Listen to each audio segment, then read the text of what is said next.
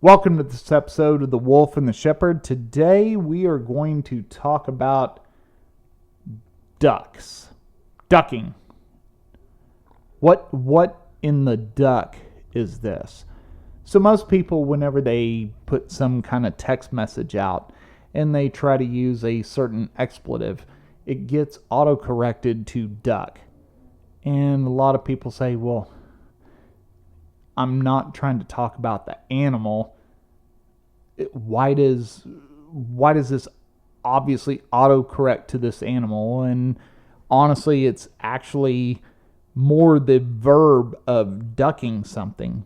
But based off the fact that we've had these text messages back and forth, we decided it's time to talk about ducks. Yeah, I came up with the title today literally based upon it's ducking hot today. It is ducking hot today. Well, it wasn't actually that ducking hot today. It was only about 82, 85, I think, here in Well, Texas. it honestly depends on where you live. Yeah. I mean, some people could say that it was still ducking hot for a day in October, Yeah. but not too ducking hot if you live, say, up in the upper part of the United States. Right. Well, I'm ducking ready for the temperatures to drop, if I'm honest. Oh, absolutely. Yeah. I mean, I've been ducking ready to just kind of cool off Yeah. and not have to worry about sweating so much and Yeah. say, man, it is ducking hot outside. Yeah. So I thought, based upon that Siri autocorrect, which still hasn't, after I think I've owned iPhones now for 6 or 7 years, it still hasn't learned what I really mean. When I say duck, I really mean muck. Or truck. Or truck, yeah. Yeah. Yeah. Or buck. Buck or suck or luck. Yeah. Yeah. I don't mean duck, though. I never mean duck. Yeah. I don't think there's ever been a time I've ever meant duck. The crazy thing is, maybe I mean duck. Right. Well, this is the thing. And then, obviously, when I got annoyed with the autocorrect, I thought, ducks. Who knows ducks better than the shepherd? I do know ducks. I do know a little bit about ducks. That is true. Yeah. And, ducks are very funny, comical creatures. I mean, I don't think they have had a bad rep in cartoons or stuff. They're these good-natured type animals. But funnily enough, I mean, I think the way they're represented in the most popular cartoons we can think of, whether we think about Daffy Duck, Donald Duck, they're very short-tempered. They're narcissistic. They have a very quick temper to them. And that's not really the nature of ducks at all. Ducks are pretty placid when it comes to dealing with kind of humans and situations. They just want to sit around, swim a little bit, maybe sit in the shade. And I don't understand how they, the cartoons got to that point where they represented like Daffy Duck and Donald Duck as basically a-holes, which they were. Well, they were in the cartoons, but like you say, they were never...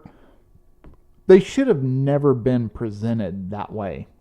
The reason we're talking about ducks is I do have a kind of a knowledge of ducks that most people don't necessarily have. But before we get into that, let's talk about that cartoon aspect of the duck, or even in pop culture of how people look at ducks. So you got Daffy Duck, right? Yeah, and so you have this black feathered duck. Now, he was naked, right? Yeah. He was naked. He was naked. Then you have Donald Duck, who's got kind of the clothes up top, but then nothing below the quote-unquote waist, even though a duck doesn't really have a waist, right? Yeah. And you could actually get into like DuckTales and Huey, Dewey, and Louie and all this, and kind of the same thing. So you've got that mess out there, but for some reason, there was this connotation applied to ducks that there was something a little bit evil, a little bit off kilter, a little bit outside the norm about ducks. When if you took your kid to a pond and you see the ducks out there, those same ducks that in the cartoons had this kind of negative connotation, you're sitting there and trying to feed the ducks, and you want to get near the ducks. You want to pet a duck. You want to be around the ducks. So it's kind of ironic what we've done with ducks in society today. Now, have you noticed, other than Howard the Duck, that Daffy Duck, Donald Duck, Daisy Duck, it's all DD? And I kind of wondered why did they do the names like that? Now, you could say, Mickey Mouse. Yeah. Kind of the same Minnie thing. Mouse. On the Disney side, that's a rabbit hole we could probably go down and try and figure out. Is that trying to be kind of simplistic? Yeah. But Daffy Duck, of course, being in Looney Tunes and not part of Disney, but kind of the same thing. But you also have Bugs Bunny. Right. So you're having that, what is it, alliteration, that you just keep that same first consonant in the name. But then I wondered, my son was very into Mickey Mouse when he was like 2 or 3, and so I had to watch a lot of the cartoons repeatedly. Sure. I mean, I think I've seen, every season, every episode, or at least had to hear it so many times. But I wondered why with, say, Goofy and Pluto, it wasn't Pluto the dog, or, well, nobody knows who Goofy is. I think it was in that Stand By Me movie where they're like, who the heck is Goofy? What the heck is Goofy, Not to get too off topic, but one of the problems that I've always had with Goofy was a dog. Yeah. And then Goofy had a son. I don't remember what his son's name was. Really? He had a son? Yeah, he did. And then you had Pluto, which was a dog also, but Goofy was kind of a humanistic dog. He could talk, he could do all this. Pluto couldn't. Right. And then there are certain cartoons where Goofy is sitting there treating Pluto as a dog. It's like, well, wait a second. Goofy, you're a dog too. Wait, what's going on with this? That's why kind of crazy. Yeah, that's why I think there was a little bit of unsureness about Goofy, because, well, we obviously knew Pluto was a dog and acted like a dog. Right. But then you've got Goofy who walks upright and wears clothes because Pluto was naked as a dog is. Right. And then you've got Goofy, this big idiot. Well, of course, like you say, Pluto was naked as dogs are supposed to be. Right. But then you've got all kinds of people that want to put clothes on dogs now. So, yeah. Now with Donald Duck, I mean, I think one of the repeated observations about Donald Duck is, he doesn't wear pants. He's got clothes up top. But if you look at the size of his ass, I mean, what pants are going to fit? Yeah, that's true. Yeah, I mean, it's not going to fit. He would have to have specially tailored clothes to be able to fit. Yeah. Now, I was looking on Wikipedia, actually, and there was this theory that Donald Duck was very jealous of Mickey Mouse's success and actually wanted to be, the most important person in that group. So can you imagine going to like Disneyland, Disney World or whatever, and rather than having your Mickey Mouse ears, now you're wearing a duck tail or a big beak in front of you. And maybe in today's COVID, it might actually make sense. Right. Rather than having a mask, you have a duck bill. Yeah. Right, yeah, and I think the thing with the personality. By the way, Disney free $8, I think, is what we're on right now. So $8 you charge us or we charge you for the duck bill mask. That's all we're asking. Well, that's the thing. I think Mickey Mouse was always so happy-go-lucky, just very enthusiastic. You think about his character. At Disney World, when he welcomes you, it's like, hi, welcome to Disneyland or welcome to Disney World. Donald Duck, it's just like, piss off. Yeah. No, that's true. Yeah. That's true. And that's kind of a duck's you annoying attitude. me by literally being here. Yeah. And I think where we're kind of going with this is my experience with an actual live duck. So years ago, for some bizarre reason, I decided to buy a duck. And so in the town that I live in, there was a feed store and they had ducklings, and we went and bought a duckling that was 4 or 5 days old. Took it home, sat there every night, held that duck, pet that duck, took really good care of that duck until it was old enough to live in the backyard. Then we put it in our backyard, bought it a kiddie pool, and then it walked around the backyard, jumped in the kiddie pool and swam around a little bit, but was such a great pet. And most people just think about ducks as going to like a local pond and seeing probably mostly wild ducks coming into the pond, swimming around because they realize they're safe. Nothing's going to happen to them. But when you actually get to having a duck that kind of attaches to you, you realize what a great animal they could be. Yeah, and one of my favorite quotes, and I heard this over 20 years ago about ducks, and I couldn't actually find the origin of who actually said it, was I find that a duck's opinion of me is largely influenced by whether I am visibly carrying bread. And ducks, for being a wild animal on the most part, I mean, they're waterfowl, they do actually attach to humans, very well, like if you nurture them like, you nurtured your duck. But, despite being a little bit suspicious of humans, if humans are carrying food, they kind of bypass that barrier real quick. Oh, sure. And I know there's several movies that are out there where, you've got a guard dog, right? And so in the movie, there's a guard dog, and all of a sudden they throw it a steak or whatever to distract them. And ducks are kind of similar.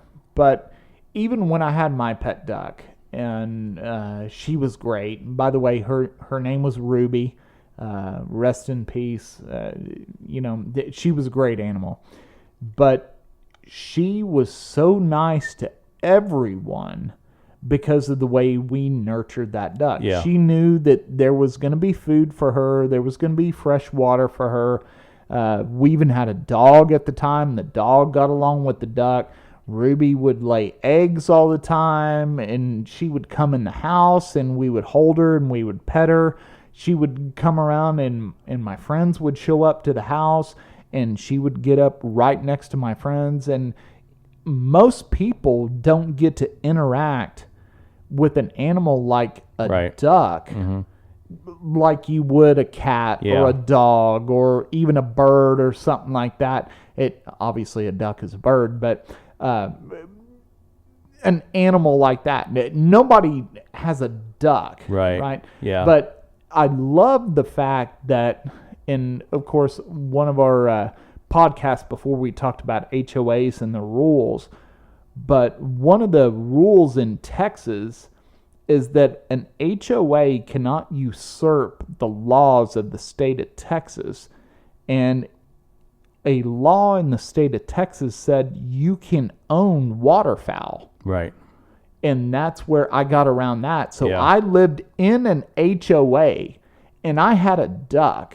Yeah. Because I looked that up and I said, this is one of the reasons why I hate my HOA, and I'm going to actually go get a duck. Yeah.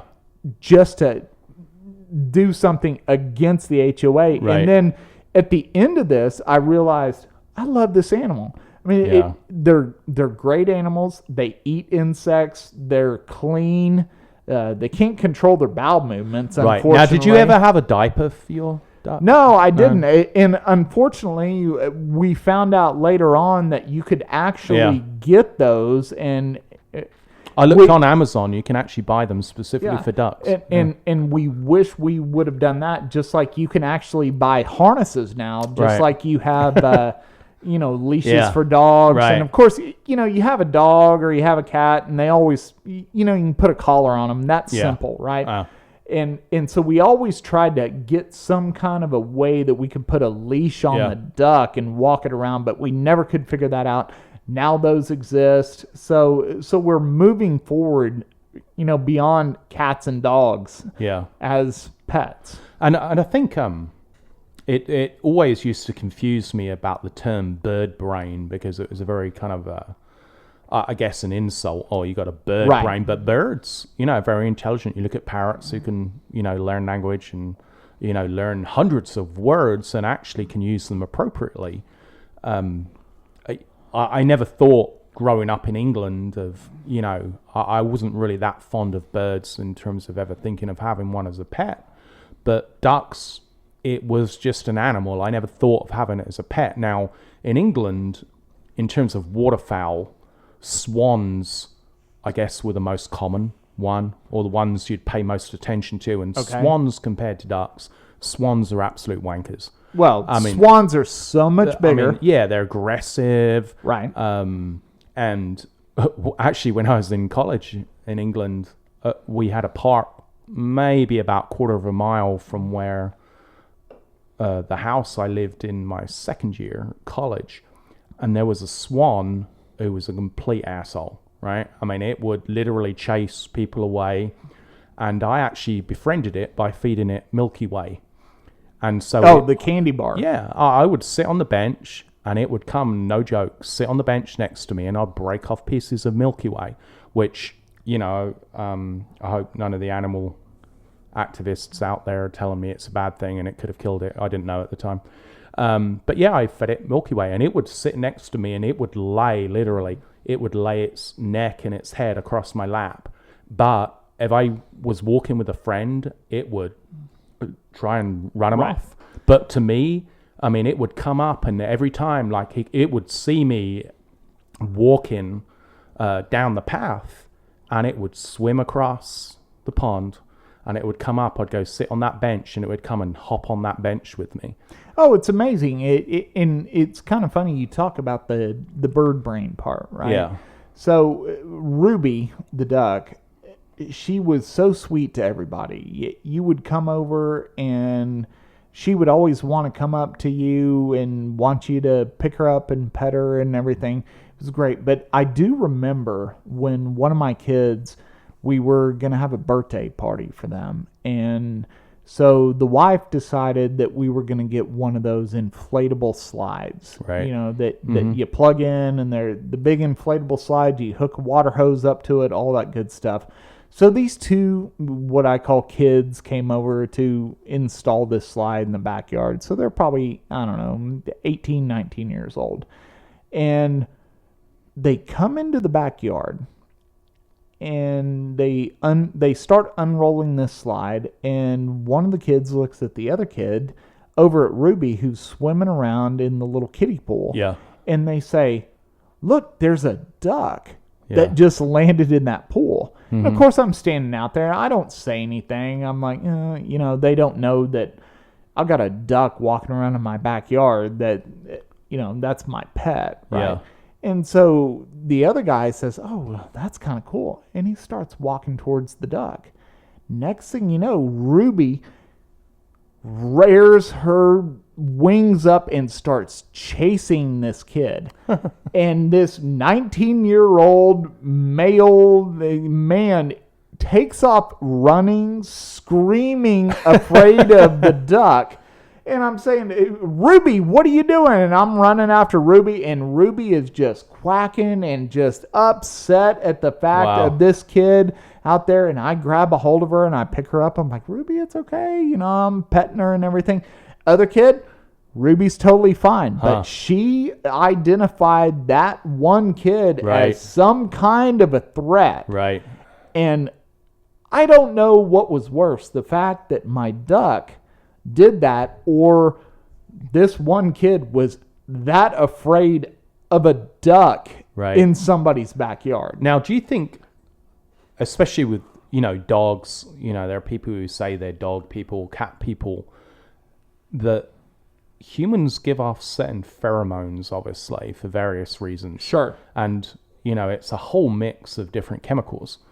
And I think animals pick up and read those different elements and those chemicals very well. I mean, I don't know if you remember back in the days before the internet, you'd get these advertisements in the local newspaper of aimed at guys. It's like, spray these pheromones on yourself. It'll drive the women crazy and all this stuff. Yeah, because there's some subconscious level of reaction. And of course there were a lot of men out there that were trying to meet women, and they would say, okay, well, let me buy this special cologne, and it was probably squirrel piss. I mean, let's be honest. It's kind of like I think it was Ocean's 13, the movie where they talk about the Gilroy, and they put it on the Matt Damon character, and the woman is just extremely attractive. Right, yeah. I know there's a lot of men that saw that and like, where can I get that? Yeah. I want that right now. I will pay a lot of money just to be able to have that. Right, but I'm sure animals, like I said, they can pick up on the pheromones and actually decipher the different chemicals in there, and they decide who they like and who they don't like.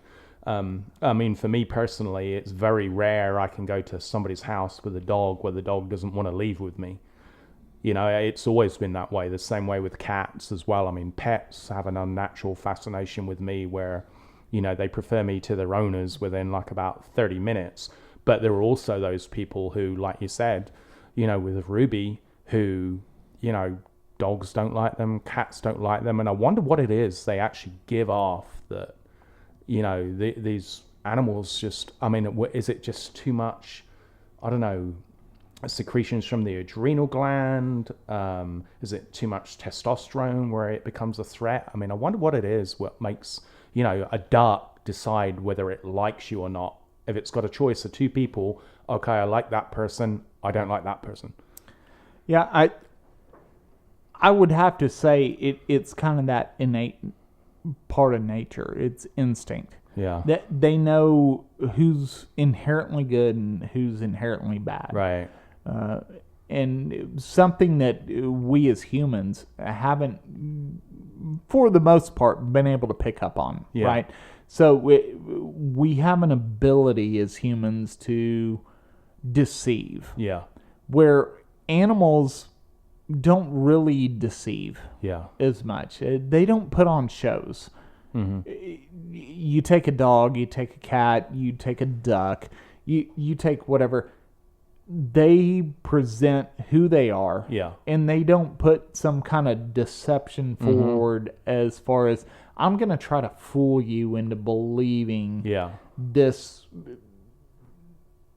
fact about me, which may or may not be true, and then you got to figure it out. Yeah. I mean, obviously, you have camouflage in animals. You have like the chameleon that can change its color or whatever. I'm not talking about that. I'm talking about the attitude behind animals. They don't exhibit a certain kind of attitude to try to fool you with some kind of psychological foolery that humans constantly do, especially men when they're trying to meet women. That they'll try to present some kind of version of themselves that doesn't really exist. Now, did it surprise you owning Ruby that she was so affectionate? Because, I mean, obviously ducks aren't pack animals, right? They don't hang around like, with birds hang around in flocks. Ducks are not necessarily known for hanging around in groups and stuff. And so for her to kind of form that, personal affection with you, was that kind of surprising? Initially, it absolutely was. When we got her, my intention behind that was, I've never owned a duck, so we're going to go ahead and buy this duck. And then we obviously were fascinated by the fact that here's this little duckling, and we're holding it, and we're feeding it, and we're doing all this stuff. And until she got a little bit older, we didn't realize how much they being ducks, actually kind of attach themselves to their caretakers. Yeah. And so my wife and I, when we had Ruby, we took really good care of her. We made sure, even though we had kids at the time, the kids would go to bed. we would go in, we'd get Ruby out, and we would hold her, and we'd pet her, and do all that stuff. And it turned into such a great pet because of what we did with that attention that we paid to her. Yeah. Now, I think most people have seen that imprinting whereby, if you take ducks when they're like, a few days old or a few weeks old, that they will actually even follow a dog or a cat or a puppy, they will attach themselves, and they always have this maternal following type thing. But male ducks are pretty much the definition of deadbeat dads. If there was a prison for ducks, probably 80% of male ducks would be in prison. Because they are notorious rapists. And this is one of the things, I was looking up and like reading all these cute duck stories. And obviously I've heard, many times you telling me about owning Ruby and how sweet she was and everything. But, male ducks are, they're one of the 3% of actual birds who have a penis, for one. Wow. Actually, this is a funny story. One of the other birds which has a penis is the robin redbreast, which is popular on Christmas cards, or at least it was in England. Right, sure. And, the penis on birds, for the birds that have it, it keeps internal. But then when it comes out, it actually comes to normally a length of longer than the actual animal. So, for instance, with like a duck, the penises are kind of corkscrew shaped. Okay. And it can actually extend to about 15 or 16 inches. Wow. Which, is like twice the length of the duck in a lot of cases. So there's a lot of people listening to this right now that is very jealous. Yeah. But actually, how it worked out in terms of evolution, female ducks developed in their apparatus down there a defense mechanism. Direction to the corkscrew thing. Okay. So when they tried to put in, when the duck tried to, rape the female duck, it wouldn't actually go in, because as it tried to go in, the evolution of the female duck, it would actually stop it. And there is a chemical they give off where they can actually choose, regardless whether it's consensual or non-consensual, that they can choose whether to accept that sperm or not. So they can actually reject, and so they get raped, they can actually, their body gives off these chemicals, and it won't, That's amazing. Yeah. And there was a study in 2012 at the University of Massachusetts. They probably gave them too much money. I mean, I don't know who does a study on this type of thing. 40%. Honestly, I would like to be a party of that kind of study. Give me a lot of money to study ducks. Well, I mean, I wonder that would be nice. Well, I mean, I wonder what kind of prep they give you to go out and do that study. Is it just like, here's a notebook, go out and study some ducks? Especially if you're at MIT, you're like, okay, well, you can do AI, you can do all this. Okay, so you're at the bottom of the class, you have to study ducks. You've got a notepad and a camera phone. I mean, this is what you can do. Go and study ducks having sex. But they said that 40% of sex between ducks is rape. Wow. Right? And it involves 40%. Yeah. And it involves aerial pursuit over miles. Multiple rapists. So it's like gang rape, basically. Wow. And apparently there's a lot of male ducks who like to just spectate and not take part in the rape. So are there gangs of ducks? Yeah, just rapists, Do they? Does some kind of male duck sit there and say, I'm going to create a gang, and then we're going to go out there and we're going to rape? We're going to fly, chase them down, rape them. Some of you can just stand there and watch. Yeah.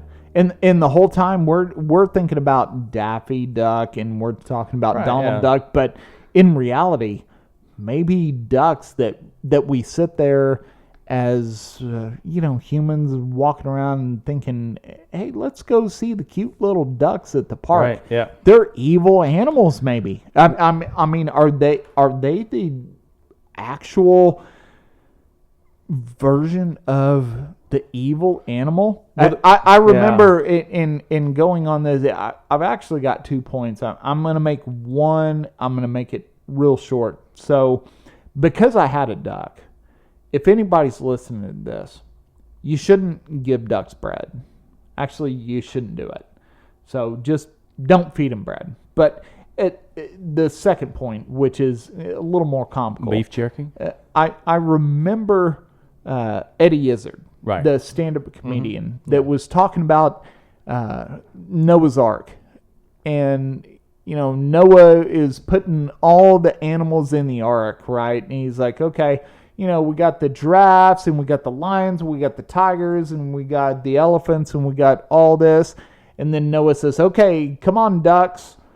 And the ducks are saying, well, wait, so it's just going to be water? I mean, we can swim on the water. Right. So why do we need to get in the ark? Yeah. So could it be that this goes back to biblical times, that the ducks are like, hey, you can flood the earth. That's fine. We swim on top of the water. We're going to be good. Right, yeah. And maybe this is a holdover from the flood, that ducks inherently might be kind of evil unless you actually kind of take like Ruby and train them a certain way. Well, that's the same thing. I mean, people always have this very romantic idea about dolphins.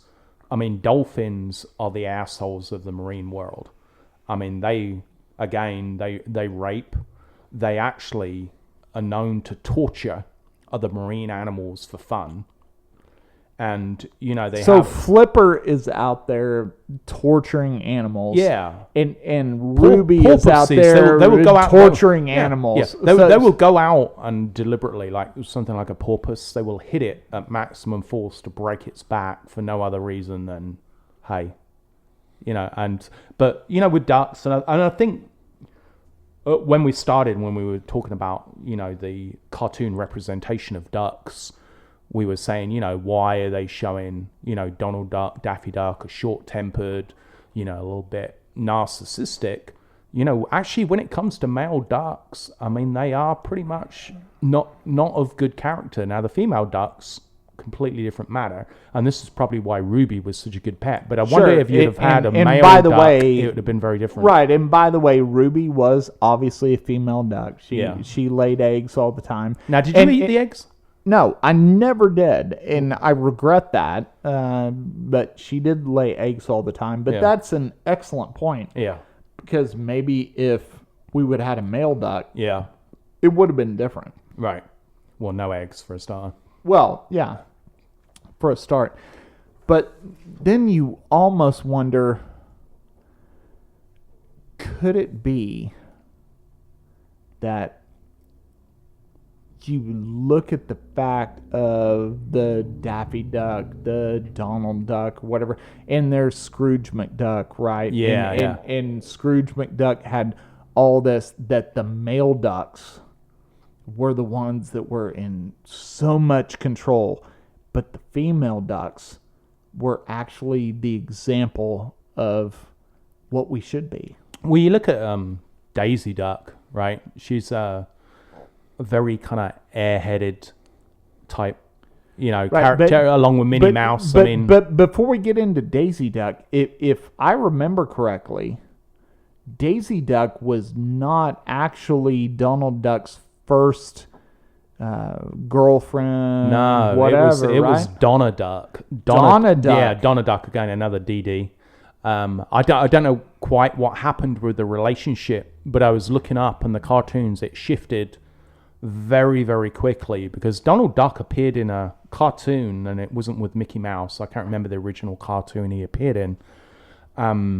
But, when he appeared in more cartoons, he had this girlfriend called Donna Duck, and then something happened across one or two episodes. I don't know if she cheated or what happened.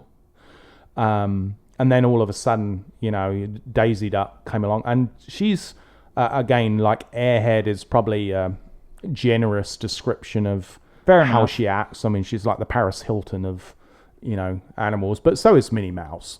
And the two of them, Minnie Mouse and, Daisy, they have the Minnie's Boutique and all this, where they have a whole range of like 6 hair bows or something. But I think they're just really living off Mickey's money, if we're honest. Oh, well, yeah. Nothing wrong with that. Yeah. And totally get that. So, Well, based off this, we appreciate you joining us for Rest in this peace, episode. Ruby. Yeah, joining us for this episode of The Wolf and the Shepherd. And honestly, in all the jest that we've talked about, I did have a pet duck named Ruby, and my kids loved that duck. And I remember getting that duck and raising that duck, and that duck was such a great pet. Ate lots of bugs in the backyard. Always was nice to everybody except for that one kid, like we talked about earlier. But seriously, a great animal, a great pet. So next time you are texting somebody and you're using an expletive, and then it gets corrected to ducking or duck or whatever, yeah, you could think about the fact that it could be the verb for ducking under something, or it could be the noun of the animal. So hopefully we can look at the fact that, yeah, there are good ducks out there and there's bad ducks out there, but sometimes you just don't give a duck. I'm duck and done with this.